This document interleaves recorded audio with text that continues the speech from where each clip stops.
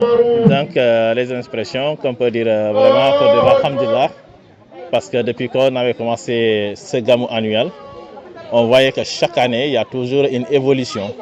Une évolution parce que se vénérer, toute sa culture, c'est le Coran.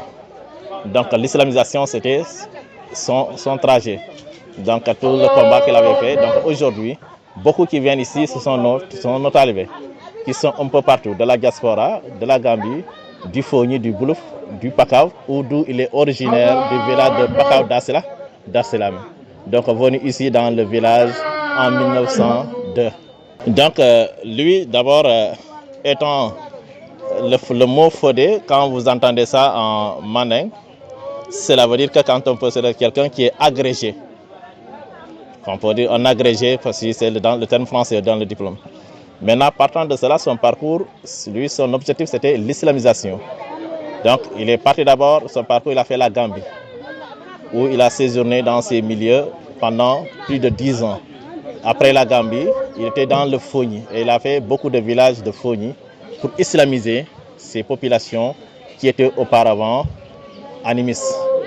Donc, de Fogni, il a séjourné aussi à Bignona, où il a fait pendant là-bas 3 ans, où aussi beaucoup d'érudits, à chaque passage, il laisse un de ses talibés là-bas dans ce village islamisé pour continuer son enseignement coranique, jusqu'à arriver ici dans ce village de Djibabia en 1902.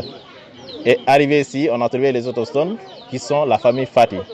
Et le vénéré Fati qui avait installé ce village qu'on appelle Fodé Sissa Fati était aussi un des talibés de son grand-père à Pakaw d'Arsela. Et ce dernier, lorsque lui il est venu ici, ce dernier lui avait dit, donc, je vous ai accueilli dans ce village, mais vous êtes mon maître puisque votre grand-père est mon maître. Donc là, vous avez tous les honneurs de ce village. Donc c'est là où il avait commencé l'enseignement. Il vous a rendu cet honneur-là en leur disant que je vous laisse le poste d'imam et de chef de village et je me contente de mon enseignement coranique. Et c'est d'où qu'il avait installé, c'est là pour dire que je vais m'installer à l'est de votre quartier. Et c'est là qu'il avait installé à l'est du quartier Fatikunda, parce que le Fatikunda se trouve de l'autre côté.